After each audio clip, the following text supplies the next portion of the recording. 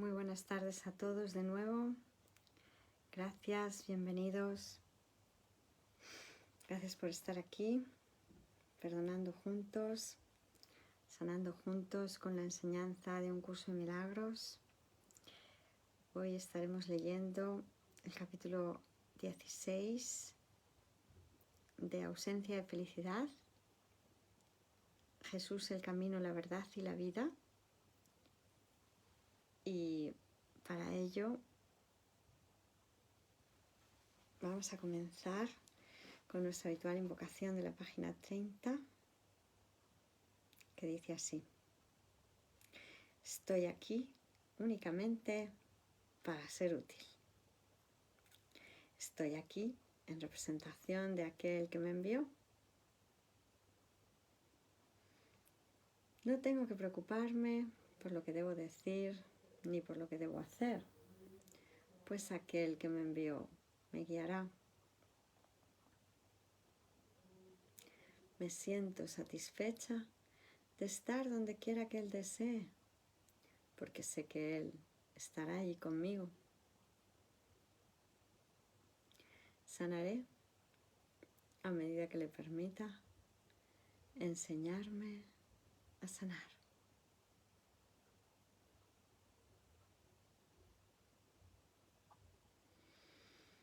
Gracias, Maestro Jesús. Gracias, Padre. Gracias, hermanos. Nos habíamos quedado ayer en la página 457, en el apartado llamado El Catolicismo María, y retomamos desde el párrafo donde habla San Kenneth Wapnick. Este poema hacía que Helen se sintiese muy incómoda, al igual que el compañero de este, madre del mundo. Era una incomodidad nacida del miedo del ego al ser, más allá del cielo y Helen, el ser identificado con la sacerdotisa y aquí con María. El llamado de la poesía era a que Helen se identificase con este ser y a que recordase que dentro de su mente santa había vuelto a nacer el santo niño de Cristo. Su función como escriba, para Jesús, el que diese a luz a su curso, era simplemente el reflejo de este renacer más abstracto de la presencia de Cristo en su mente. El mensaje de resurrección y renacer de la Pascua florida se entiende en un curso de milagros como el despertar del sueño de muerte a la verdad del presente nacimiento de Cristo en nuestra mente. Como afirma la lección 303, hoy nace en mí el Cristo Santo. Otros dos poemas, Stabat Mater y Espera, llevan consigo una sugerencia de María en un tema inmortalizado en los grandes himnos de la Iglesia como Stabat Mater, la Madre María, en el Evangelio de Juan, quien está parada tristemente al pie de la cruz. Aquí pues María se ve como un símbolo del ego, de la desesperanza y la desesperación. El poema Stabat Mater de Helen transmite esa desesperanza de creer que el amor de Dios ciertamente ha sido asesinado por el odio y el miedo del ego. El poema comienza y termina de esta manera. Quien al lado de una cruz se para está muy sola, pues un pesar como este no puede compartirse. De pie está ella sobre el filo de eones sin esperanza. Aquí es para siempre, aquí es la eternidad. ¿Quién creer pudo que el tiempo de morir tiene final? The gifts of God Los regalos de Dios, página 92. Y sigue diciendo San Kenneth Wapnick: después que Helen escribió este poema, además debe observarse en la época de Navidad, yo le escribí un poema similar, pero con un final distinto. Stabat Mater 2, página 458. Cerca de un mes antes, Helen había escrito Espera, el cual, si bien no se refería específicamente a la cruz, ciertamente transmite el mismo sentido de espera. Mas aquí la fe triunfa contra la casi esperanza sin esperanza de que al final la palabra de Dios sea cierta y la del ego sea falsa. Es un poema importante puesto que refleja el viaje interior de Helen. Y en la cuarta estrofa hay una referencia directa a la parte incrédula de la mente de Helen, que en otro tiempo, esto significa realmente otra parte de su mente, había escogido la ilusión por encima de la verdad. También puede ser una referencia a un recuerdo de la huida real de Helen de la escena del Calvario, cuando huí.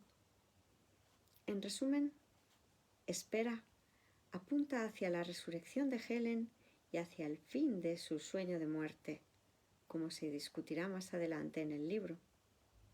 He aquí el poema en su totalidad. Es terrible esperar, mas sé hoy que muchas veces antes he esperado. Con vanidad y desaliento voy y de una obscura puerta a otras más obscuras he pasado. Sin embargo, hay una diferencia, pues oír puedo otra voz, tenue aún, tal vez, que canta una antigua melodía. Y los gritos del miedo, con un batir de alas levemente, se calman. Tal vez tenga un final la espera. El que prometió volver puede aún resucitar. De lo que muerte pareciera, él aún puede ser lo que nunca empezó y no muere jamás. Quizá hubo un momento, hace ya tanto tiempo, que apenas lo recuerdo. Me fui huyendo, sin que partir yo viera a las sombras del miedo y que los vivos contemplar pudiera, no a los muertos. Que yo no pierda del confiar la diminuta chispa que brotó en vida súbita nacida tardíamente. Quizá los muertos jamás fueron ceniza, quizá nunca fue necesario lamentar la muerte. Que yo recordar pueda, pues aún podría ser que no fuese como yo pensé. Los muertos resucitaron y tal vez en mi prisa yo no podía ver que no hay que cerrar un círculo que nunca ha comenzado. The Gifts of God, los regalos de Dios, página 52. Pasamos a la página 459, donde San Kenneth Wapnick sigue diciendo: este sería el lugar adecuado para referirme a un asunto que con frecuencia se trae a discusión en estos días a través de los estudiantes feministas de un curso de milagros: su lenguaje masculino. En el curso en sí no aparece ni una sola referencia femenina. La única excepción está en el apéndice del curso, la clarificación de términos, donde se hace una comparación entre la dulzura del milagro y una madre amorosa, quien adormece con su canto a su criatura. Las tres manifestaciones de la Trinidad, a tono con el uso cristiano tradicional, son masculinas, como lo son los pronombres que se refieren a ellas. A tono con la convención gramatical, Los pronombres que se refieren a la persona o al uno neutral se mantienen en la forma masculina. Finalmente está la frase Hijo de Dios, utilizada para designarnos a todos nosotros aparentes fragmentos del Cristo unificado. El término se ha usado específicamente en el curso para recalcar la unidad de nosotros con Jesús, como se ha discutido previamente. A lo largo de los 2000 años de historia del cristianismo, Hijo de Dios se usaba exclusivamente para referirse a Jesús, el Hijo único de Dios. El resto de la humanidad fue designada por San Pablo, Gálatas 4:5, como hijos adoptivos. Puesto que un curso de milagros recalca bastante que nuestra verdadera identidad es el espíritu y no el cuerpo, el uso del término hijo y los pronombres que lo acompañan claramente no tiene significado en cuanto a género. Es importante observar, dicho sea de paso, que la disputa sexista no tenía significado para Helen, quien jamás planteó interrogante o interés alguno al efecto. De hecho, todos nos sentimos bastante sorprendidos cuando tras la publicación del curso la gente comenzó a objetar el lenguaje. Jamás se le había ocurrido a ninguno de nosotros que este lenguaje fuese un problema. Pasamos ahora a la discusión de algunos aspectos específicos de la ambivalente relación de Helen con Jesús. La próxima sección se centrará en mis experiencias personales con Helen, lo cual servirá como ilustración de lo que a estas alturas ya deben ser temas familiares para el lector. Página 460. La ambivalencia de Helen hacia Jesús. 1. El viaje a casa hacia Jesús. Una velada, mientras Helen y yo estábamos orando, ella me dijo que veía un cuadro de nosotros dos parados en medio de ruinas y escombros, ella vestida con un andrajoso traje blanco y yo como un niñito.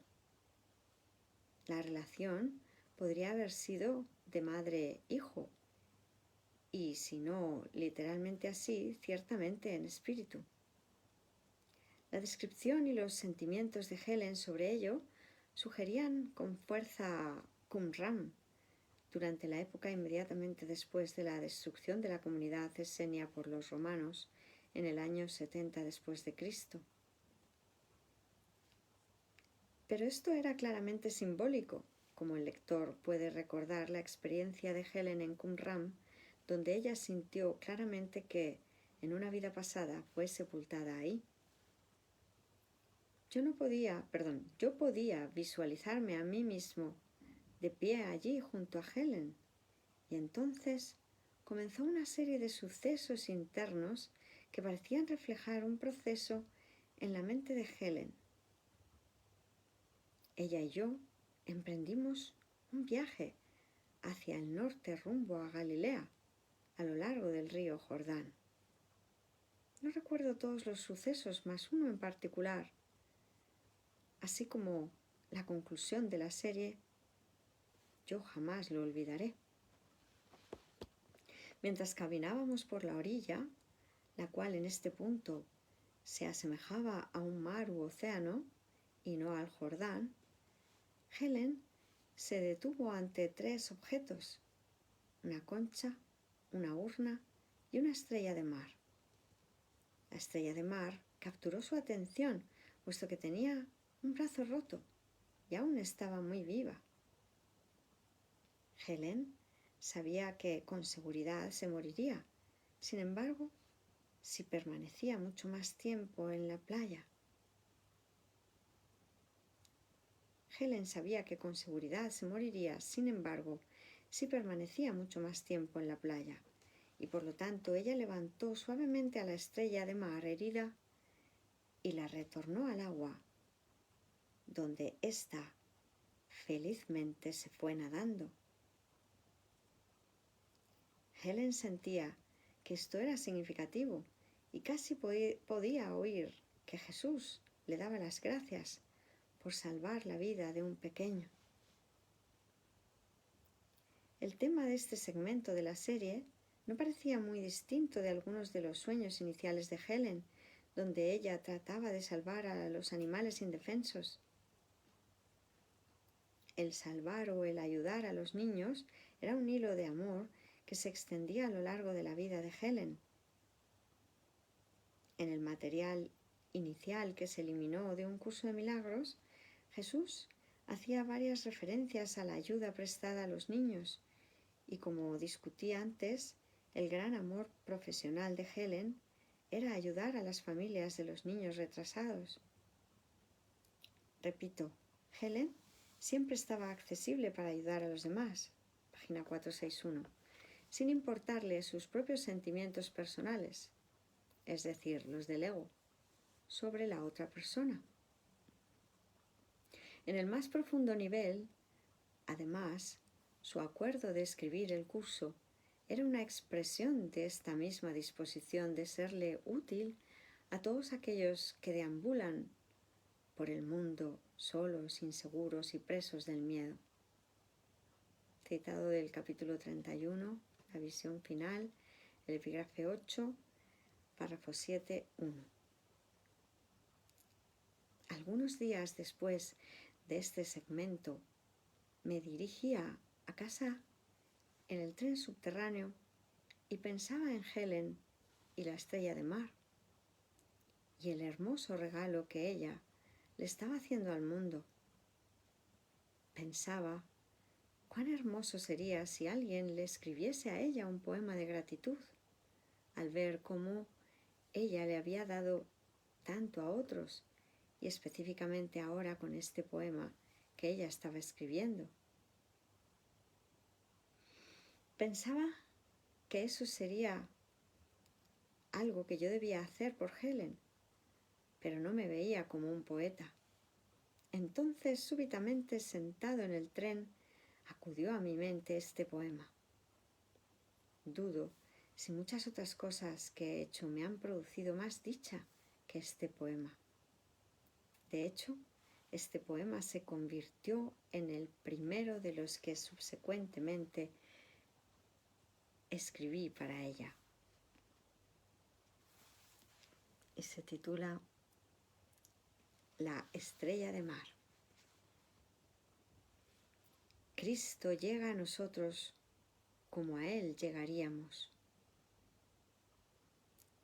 De vida rota a un trozo lanzado hacia la orilla. Con dolor aparente y tenebrosas ansias de muerte, una estrella de mar que en el suelo arenoso agoniza. Y sin embargo su luz brota de cada punta. Su amor por nosotros niega lo que los ojos verían cuando los ciega la temible garra de la ilusión, cual cadena que el perdón dulcemente rompería. Tu suave mano se inclina a bendecir y a sanar, a dos trozos quebrados reúne cual uno solo. Donde antes hubo muerte, hay vida resucitada. Cumplida la obra del perdón, se ha consumado todo. Con gratitud te bendice la estrella de mar. Tu gran regalo de amor al pecado viene a sustituir. La estrella de mar en ti se une a bendecirte, pues lo que fuera dos en Dios se ha vuelto a unir. Pues lo que fuera dos en Dios se ha vuelto a unir. Y continúa diciendo San Kenneth Wapnick, Helen tuvo una experiencia recurrente, la cual compartía este mismo tema. Me lo informó como un sueño, pero creo que la experiencia fue más que probablemente una expresión de otra parte de su mente, el hogar de la sacerdotisa, que ella generalmente reprimía con éxito. Helen se veía a sí misma de pie junto a un portal, al final, página 462, al final de una vasta y despejada llanura. Un constante desfile de personas venía hasta el portal y a cada una de ellas ella solía decirle: en el nombre de Cristo, pasa por este portal en paz. Los estudiantes familiarizados con un curso de milagros reconocerían el simbolismo de los prados del mundo real que conducen al portal del cielo. Y el propósito del curso es conducir a las personas hasta el portal, más allá del cual el aprendizaje no puede ir. Capítulo 18, epígrafe 9, párrafo 11.3, después del cual Dios se inclina hasta nosotros y nos eleva. Libro de ejercicios, lección 168, párrafo 3.2. Primera parte del libro de ejercicios. Después del episodio de la estrella de mar, la serie que describe este viaje rumbo al norte continuó con varios sucesos distintos, el cual he olvidado en gran medida. Pero la secuencia culminó en que Helen y yo llegamos a la meta, una hermosa arboleda en lo que parecía ser la Baja Galilea, la sede bíblica de la infancia de Jesús y de una buena parte de su ministerio. Raramente he visto a Helen tan conmovida. Comenzó a llorar al ver esta arboleda, al tiempo que decía: nunca creí que vería esos árboles nuevamente. A través de los árboles se podía ver la figura de Jesús. Felizmente sabíamos que habíamos llegado al final del viaje y que pronto estaríamos con Él nuevamente. La secuencia parecía representar simbólicamente el viaje espiritual, el cual comienza con la devastación que es el mundo del ego, Qumran, y que continúa a través de ir aprendiendo el significado del perdón y el interés abnegado, la estrella de mar, el cual culmina finalmente con la consecución del mundo real, el regreso a Jesús en Galilea. Para Helen, personalmente, parecía representar el mismo estado reflejado en muchos de sus poemas. La aparente destrucción de su vida y esperanza, sus sueños hechos añicos y luego el cumplimiento súbito de las promesas de Jesús. Posteriormente, en este capítulo, retornaremos a estos poemas que tan elocuentemente hablan de la relación de Helen con Jesús. Segundo punto de este punto llamado la ambivalencia de Helen hacia Jesús. El primero es el viaje a casa hacia Jesús. El segundo, resistencia y vergüenza. Y nos dice San Kenneth Wapnick: pero claramente había otro lado en la relación de Helen hacia Jesús también, alternadamente caracterizado por franca resistencia y vergüenza. Una tarde, yo no estaba con ella en ese momento, Helen iba cruzando la calle 14 de regreso a su casa y pasaba cerca de Macy's, una tienda con precios económicos, famosa por sus ofertas. Página 463. Ocasionalmente Helen y yo solíamos ir a la misma en busca de cositas. Al encontrarse Helen de pie frente a la puerta de entrada, planeando entrar a comprar alguna ropa interior, claramente oyó la voz de Jesús que le dijo que no entrase. Indignada por su atrevimiento de decirle a ella qué hacer, ella le repostó: ¿qué sabes tú de ropa interior de mujer?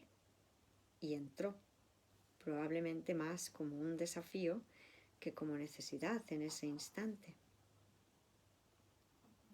A los pocos minutos se dio cuenta de que le habían hurtado la cartera.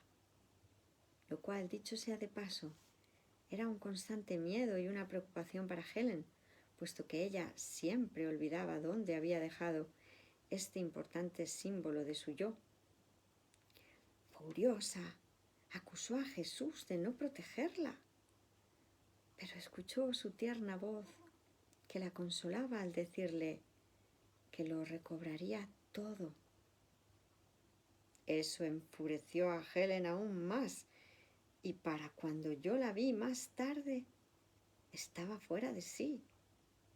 Mas por su enojo en contra de Jesús, más por su enojo en contra de Jesús que por la pérdida. Sin embargo, él tenía razón.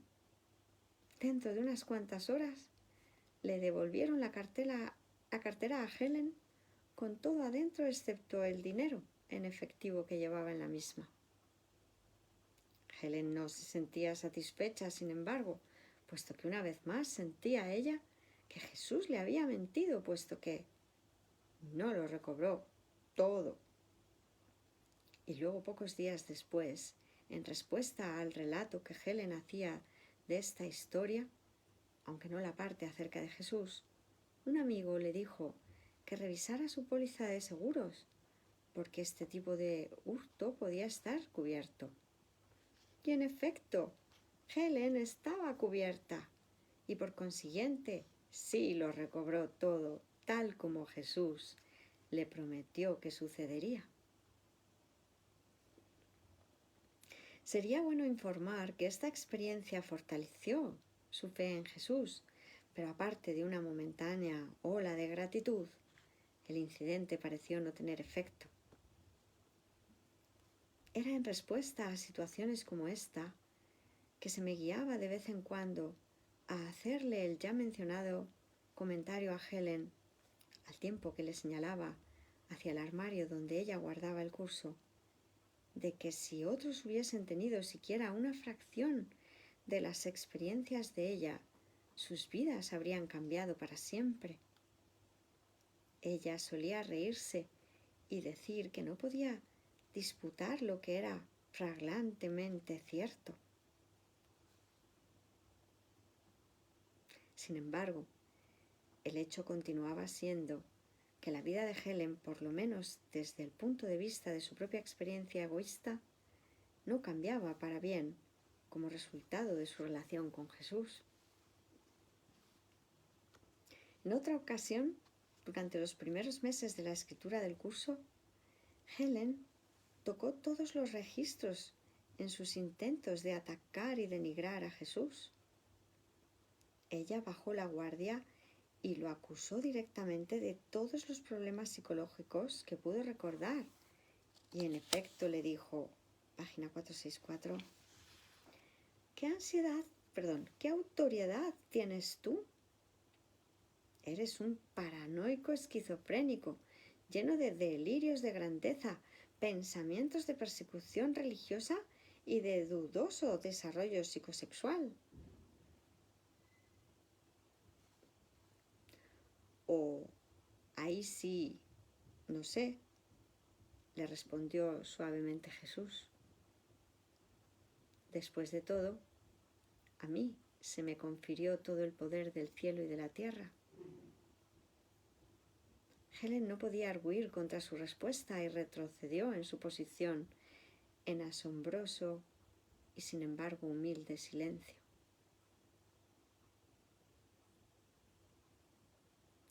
Aún recuerdo otra ocasión en que Helen estaba en una furia absoluta relacionada con Jesús y con algo que él le estaba pidiendo a ella, a lo cual ella oponía resistencia tercamente. En algún punto en medio de su diatriba, ella pudo escuchar la clara, aunque amorosa respuesta de él. Esta es una batalla que jamás ganarás.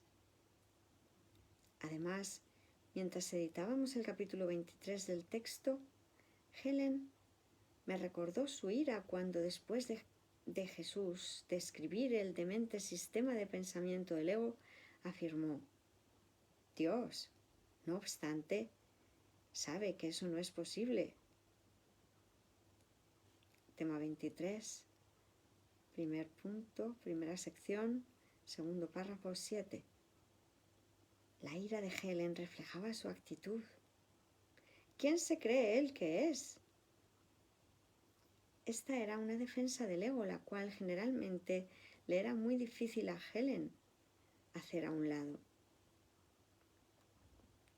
Poco después de que comenzáramos a editar el curso juntos, llegamos a la línea que actualmente aparece en el tercer párrafo de la revelación, el tiempo y los milagros,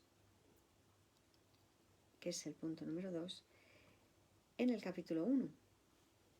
De esta manera es como aparece en la versión de Hugh Lin. Un hermano mayor, dicho sea de paso, Helen escribía estas dos palabras con letra mayúscula en sus libretas. Un hermano mayor merece respeto por su mayor experiencia y una razonable medida de obediencia por su mayor sabiduría. La cursiva es mía, escribe San Kenneth Wapnick. Le dije a Helen, dice San Kenneth Wapnick, que el añadido matiz de una razonable medida no me parecía del todo correcto. Después de todo, uno o bien le obedecía a Jesús o bien no le obedecía. La cara de Helen se puso roja mientras confesaba entre carcajadas que originalmente ella solo había escuchado la palabra obediencia. Sin embargo, no podía obligarse a sí misma a escribir esa palabra en su libreta sin que primero disminuyese el compromiso con Jesús que la misma representaba. Ella sabía, por supuesto, que la frase no iba bien ahí y consistió con agrado en que se eliminase. Uno no podría pedir un ejemplo más claro de la resistencia de Helen a no ocultarle nada a su Señor.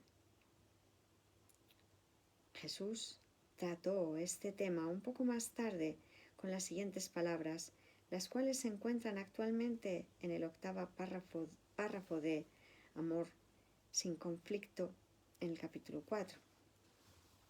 Textualmente, capítulo 4, epígrafe 3, párrafo 8, frases 1 a 2. Examina detenidamente qué es lo que estás realmente pidiendo. Sé muy honesto contigo mismo al respecto, pues no debemos ocultarnos nada el uno al otro. Y sigue diciendo San Kenneth Wapnick, una experiencia conmovedora para Helen y para mí ilustra poderosamente su conflicto interno con Jesús. Esta experiencia refleja directamente la vergüenza de ella respecto a su amor por él y cambia el campo de batalla a un nivel más profundo que la ira de ella. Esto ocurrió una tarde mientras estábamos sentados en el sofá de la sala de Helen, en el sofá de la sala de ella, y reflexionábamos en torno a la más bien fuera de lo común vida de Helen. Ese día Helen estaba en un estado de ánimo particularmente colérico, amargo debido a lo que sentía, considerablemente justificado desde su punto de vista, que era la falta de equidad en haber ella cumplido su promesa de hacer el trabajo para Jesús, mientras que él no había cumplido las promesas suyas de ayudarle. Ella se estaba refiriendo específicamente a las afirmaciones de Jesús de que ella hallaría la paz, como a menudo lo oyó decirle. Durante un rato aquella tarde Helen despotricó en una hostil diatriba en contra de Jesús, quien no había cumplido sus promesas de ayudarle, y utilizaba un lenguaje que parecía inadecuado en la boca de una escriba de un curso de milagros. Finalmente, le sugerí que lo haría mejor en esta situación si trajese su ira directamente a Jesús, en lugar de utilizarme a mí como intermediario. al fin estuvo de acuerdo y aquietó su mente lo suficiente para preguntarle a Jesús muy específicamente: ¿por qué no me has ayudado más? La respuesta de él, nada de lo que ella estaba esperando, también fue muy específica. No puedo ayudarte más porque estás tan avergonzada de mí. Al reconocer la verdad de las palabras de Jesús, Helen prorrumpió en sollozos. Comprendió que realmente ella jamás le pedía ayuda para deshacer su conflicto básico y siempre trataba de limitar la ayuda de él a asuntos no personales o externos. La vergüenza, por supuesto, es un aspecto de la culpa. Una culpa que era el resultado, en parte, de estos persistentes intentos de excluirlo de su vida, de modo que ella pudiese estar a cargo de todo. Como se mencionó antes, Helen siempre sentía que estar en control, como se mencionó antes, Helen siempre tenía que estar en control y prefería tener la razón con su ego que ser feliz con Dios. Ciertamente, su relación con Jesús era un secreto culpable para Helen, como ciertamente lo era un curso de milagros, un secreto el cual era compartido con prácticamente nadie. Hasta el día de hoy, menos de un puñado de personas en el centro médico, página 466, tienen conocimiento de que Bill escribía a máquina las notas del curso del día anterior, las cuales Helen le dictaba, un suceso que tenía lugar casi diariamente detrás de las puertas cerradas de la oficina. Así pues, prácticamente ninguno de los amigos, colegas o familiares de Helen sabía nada respecto al curso o a su otra vida. Un incidente lleno de humor, aunque altamente embarazoso en el momento, ocurrió mientras estábamos en Israel. Una pareja de la cual Helen y Louis habían sido amigos por muchos años, se había mudado a Jerusalén varios años antes y se mantenía en comunicación con ella mediante cartas ocasionales. Lo último que Helen deseaba era encontrarse con ellos. Sin embargo, y por consiguiente, nunca les notificó de nuestra visita. ¿Cómo hubiese podido ella explicarles qué hacíamos todos allí? Incluso habíamos bromeado en torno a tal posibilidad, puesto que Helen había expresado su culpa por no informarles sobre nuestro viaje. Y luego, efectivamente, una noche, al entrar a un restaurante cerca del hotel, el rey David, nos topamos con ellos. Jamás he visto a Helen ponerse tan nerviosa, ella que casi siempre lucía tan serena en público. No sabía qué decir, puesto que sus amigos la reprendieron por no haberles dicho nada sobre el viaje. Helen balbuceó algo acerca de que este era una especie de iniciativa altamente confidencial, lo cual implicaba una conexión con las agencias de inteligencia del gobierno. Así pues, ella no estaba en libertad de revelar la naturaleza del viaje, pero podría hablar más al respecto posteriormente. La pareja tenía una cita y por consiguiente, por fortuna para Helen, no podían quedarse más tiempo. A esto le siguió uno de los momentos más graciosos de mi vida. Nos sentamos todos para la cena y entonces Bill y yo comenzamos a bromear con Helen por no haberle dicho la verdad a sus amigos. Y por eso nos pusimos a contar la verdadera historia de por qué estábamos en Israel y comenzamos con las visiones y experiencias de Helen en 1965, la escritura del curso, y continuamos con el episodio de la cueva.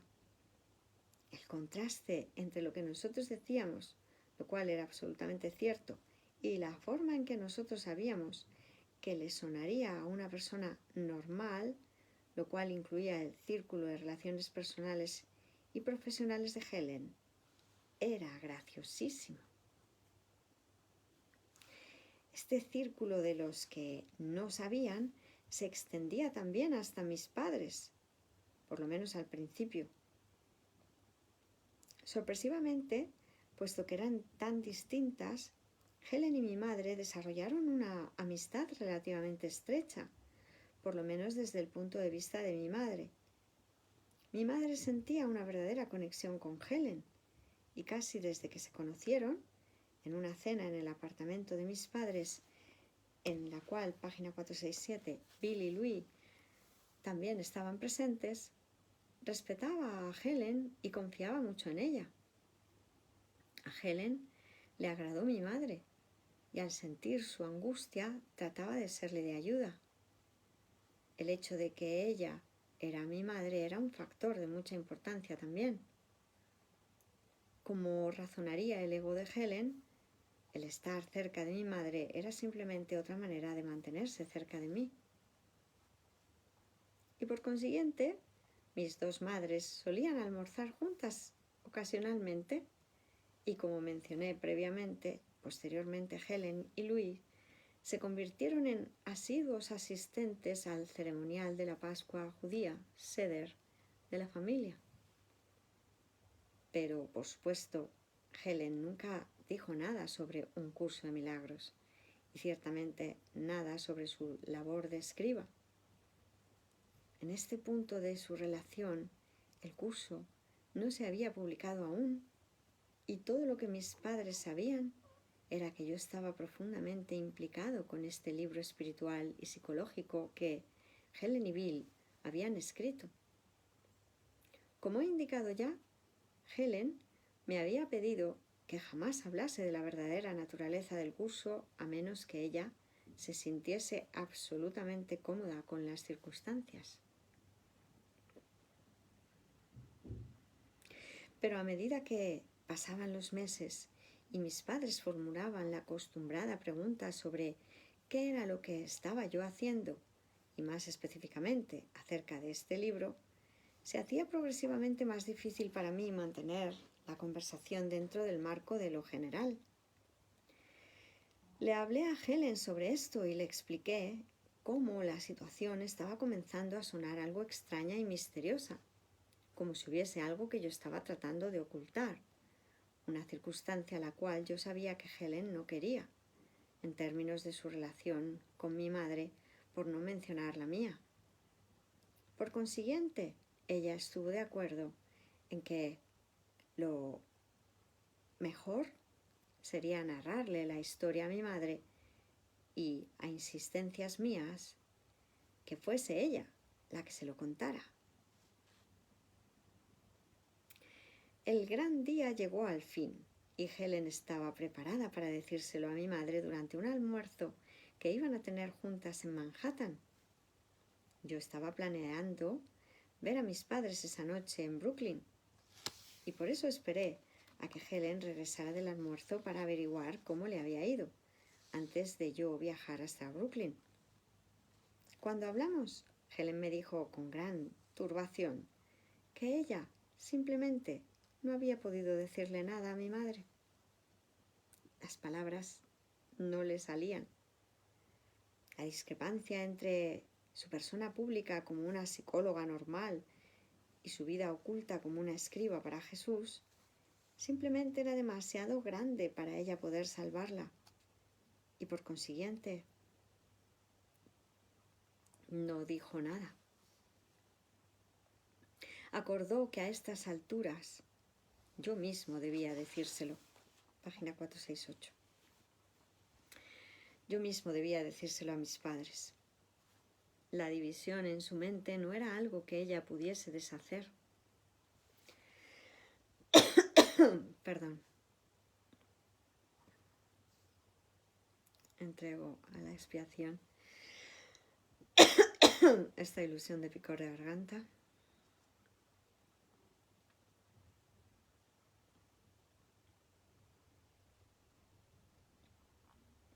Con esto no gano nada, padre. Y como es algo que yo misma he elegido, por eso puedo decidir entregarlo para su deshacimiento, puesto que al no tener causa no es real y ante la luz de la comprensión quedará disuelto, deshecho de la mente colectiva, que es lo único que existe. Acepto la corrección de mi mente. Gracias. Maestro, hermanos, Padre. La división en su mente no era algo que ella pudiese deshacer. El secreto culpable para ella permanecía como tal. Si bien Helen era extremadamente protectora de un curso de milagros durante el tiempo previo a su publicación y generalmente deseaba que Bill y yo no lo compartiéramos con nadie, a veces solía hacer excepciones si sentía que la persona sería receptiva al mismo. Así que a varios amigos míos se les permitía que viesen el manuscrito, aunque unos cuantos de ellos habían sido expuestos ya a muchas de sus ideas, aunque en forma modificada. E incluso después de su publicación, cuando la misma Helen podía hablarles a los estudiantes del curso acerca del material, ella a duras penas discutía a Jesús, a menos que sintiese que estos estudiantes también compartían una relación con él.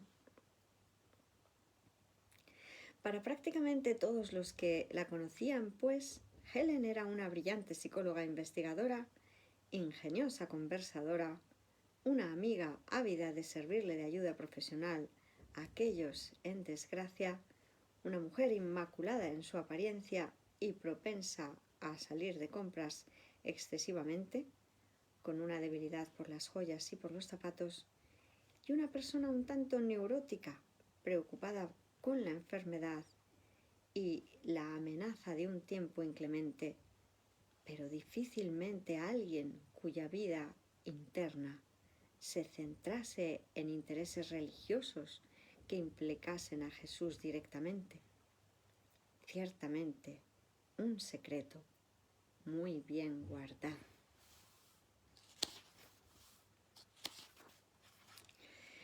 Pues vamos a leer la tercera parte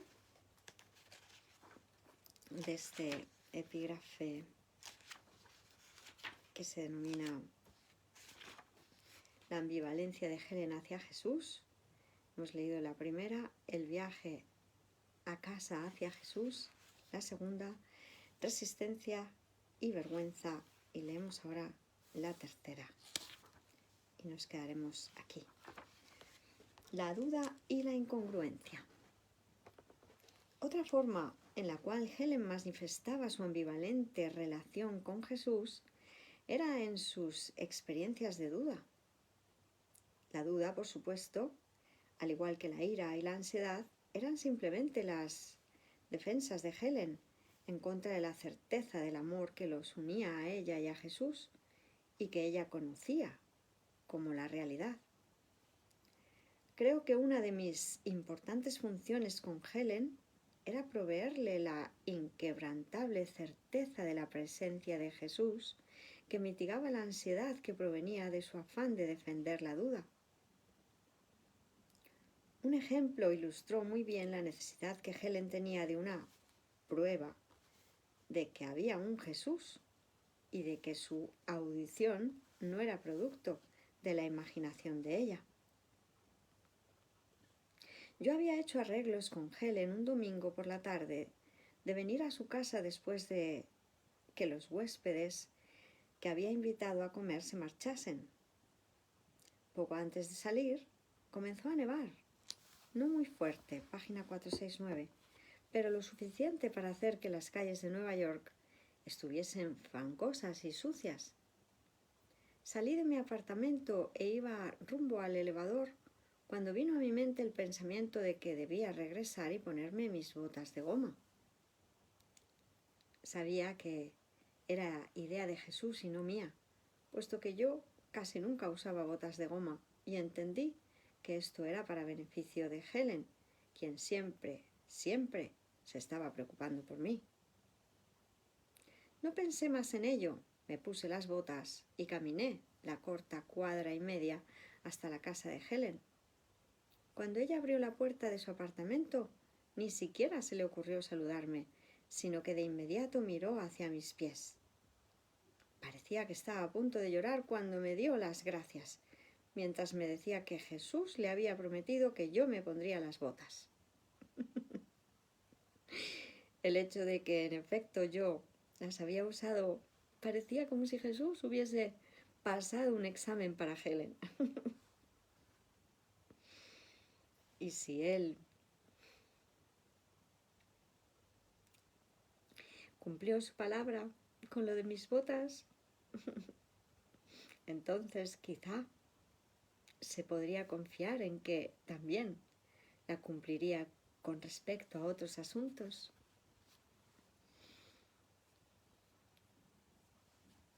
Qué bonito, ¿verdad?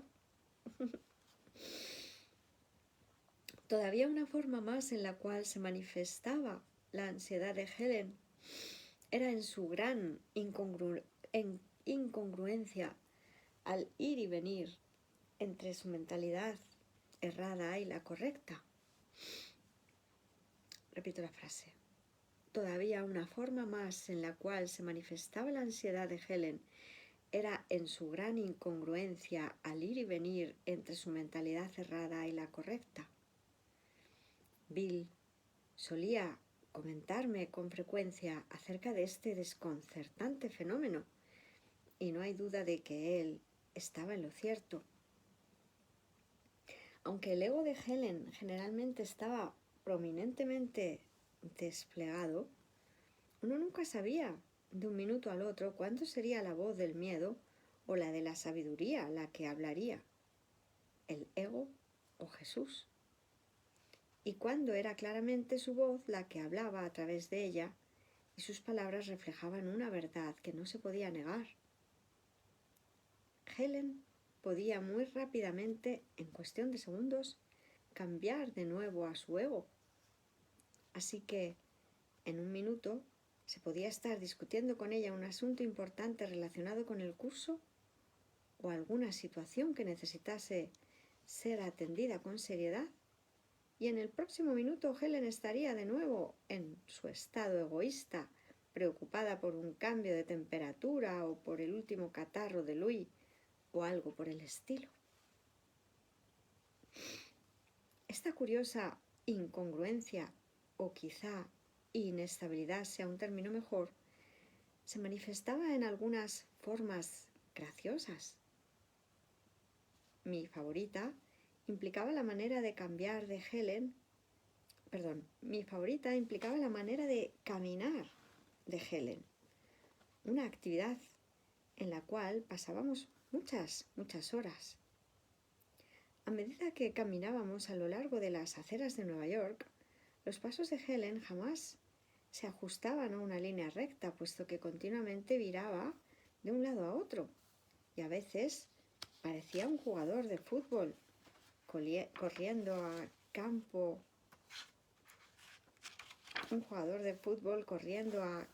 obstaculizado para evitar a los atajadores. Generalmente caminábamos a un paso cómodo y a menudo el frenesí de muchos neoyorquinos los llevaba a tratar de rebasarnos. Pero con frecuencia sus intentos se frustraban y los virajes repentinos de Helen de un lado para otro les desbarataban sus planes, y por consiguiente yo solía tomar su brazo y detenerla hasta que la persona había podido pasar exitosamente.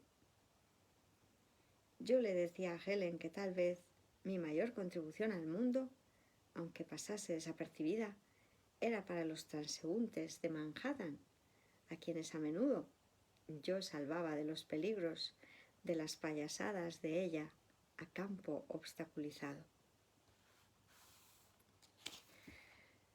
Bueno, pues vamos a leer el cuarto también, ya que es solo una hojita y ya terminamos la sección. 4. El ir de compras.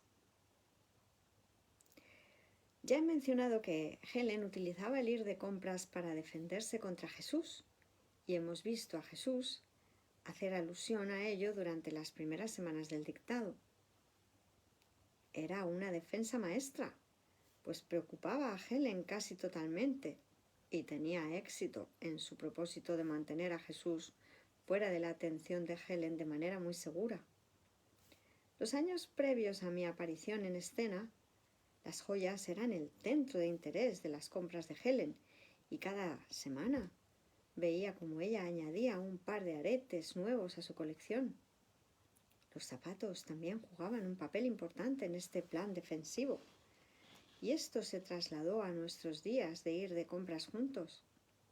Con frecuencia solíamos caminar por la Quinta Avenida y comenzábamos en Lord & Taylor's, en la calle 38, donde cubríamos todas las tiendas de calzado hasta que llegábamos a la calle 34, y comenzaba el deleite. Casi parecía haber una tienda de calzado tras otra en las 2 cuadras entre la Quinta y la Séptima Avenidas. Con frecuencia en el pasado, Helen solía comprar zapatos que no le quedaban, por lo cual necesitaba un viaje más para cambiarlos, y el proceso solía comenzar una vez más. Esta táctica en particular había cesado grandemente durante los años que salíamos de compras juntos, aunque sí ocurría de vez en cuando. Era muy instructivo para mí observar la experiencia de Helen de cuán dulcemente Jesús solía tratar con esta defensa. Ella jamás sintió su censura o desaprobación, y no pocas veces experimentaba que Jesús le estaba ayudando activamente a encontrar lo que ella estaba buscando. Por supuesto, no siempre ella se lo pedía, pues de haberlo hecho, la cantidad, página 471, la cantidad de tiempo invertido en estas expediciones de compra habría disminuido considerablemente, pero igualmente habría disminuido el valor defensivo de las mismas para distraerla de la paz y el amor de él. No obstante, sé que significaba muchísimo para ella el experimentar que Jesús la iba acompañando cuando ella iba de compras. Era un maravilloso ejemplo de su importante enseñanza en el curso, la cual he citado ya antes. Reconoce lo que no importa, y si tus hermanos te piden algo descabellado, hazlo, precisamente porque no importa. Del capítulo 12, epígrafe 3, párrafo 4, línea 1. Y luego, dice St. Kenneth Wapnick, aproximadamente 100 páginas más adelante, he dicho que si un hermano te pide que hagas algo que a ti te parece absurdo, que lo hagas. Pero ten por seguro que esto no significa que tengas que hacer algo que pudiese ocasionarte daño a ti o a él, pues lo que le haga daño a uno le hará daño al otro. Capítulo 16, el primer epígrafe, la verdadera empatía, el párrafo 6, líneas 4 y 5. Y sigue diciendo St. Kenneth Wapnick, una tarde en que Helen y yo salíamos del centro médico, le pregunté a qué tiendas ella quería ir. Lord & Taylor y B. Altman estaban entre sus favoritas. Y B. Altman estaban entre sus favoritas. Pero ella me dijo que Jesús le había dicho que no debía ir más de compras. Esto no quería decir que no comprase lo necesario, puesto que ahora esto resultaría perjudicial para ella. Helen aceptó esto sin la más mínima resistencia. Luego le sugerí que, como teníamos por delante el resto de la tarde, tal vez ella quisiera ir a visitar a sus amigas, las hermanas Mary Knoll, en el sector sur-oriente de la ciudad. Accedió de inmediato y, por lo tanto, hacia allá nos dirigimos. En ese momento, otra gran amiga de nosotros, Doris Jokelson, estaba visitando a las hermanas. Mientras estábamos allí, Doris le dio espontáneamente a Helen un juego de brazaletes de oro de la India que Helen previamente había admirado. Estos brazaletes tenían un gran valor personal y significado espiritual para Doris, pero ahora se los ofreció a Helen como un regalo. Dicho sea de paso, yo sabía que Helen siempre tuvo la intención de devolvérselos y por eso después de su muerte se los devolví a Doris. La sincronicidad de este regalo con la pronta aceptación de Helen de la petición de Jesús de que no saliese más de compras no se nos escapó ni a Helen ni a mí. Ella, por lo tanto, aceptó el regalo con el mismo amor con que le fue ofrecido, y cuando orábamos juntos posteriormente, le dio las gracias a Jesús de corazón también.